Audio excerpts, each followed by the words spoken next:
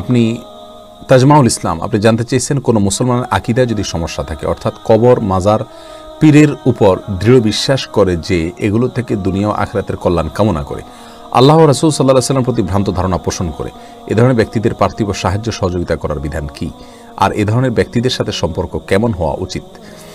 দেখুন, যদি কারোর আকীদার সমস্যাটা এই পর্যায়ে যায় যে তার আকীদাটা তাকে কাফের বানিয়ে ফেলছে, মুশরিক বানিয়ে ফেলছে, শিরকে আকবর করছেন, তিনি বড় কুফর করছেন, এরকম যদি হয় তাহলে সেক্ষেত্রে তিনি তো কাফের হিসাবে তার সাথে সদাচরণ করবে, স্বাভাবিক সদাচরণ করবে। আল্লাহ সুবহানাহু ওয়া তাআলা বলেছেন, লা ইয়ানহাকুমুল্লাহু আনিল্লাযীনা লাম ইউকাতিলুকুম ওয়া লাম ইখরিজুকুম মিন দিয়ারিকুম আন তাবাররুহুম ওয়া তুকসিতু ইলাইহিম।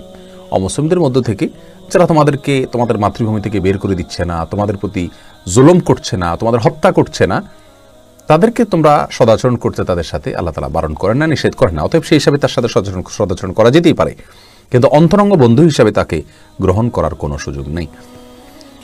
আর যদি বিদআতটা সেই পর্যায়ের না হয় তাহলে সেক্ষেত্রে এর ফলে সে ইসলাম থেকে যেহেতু খারিজ না, বিধায় ইনশাআল্লাহ বিইذনিল্লাহ এটাতে কোনো অসুবিধা হবে না।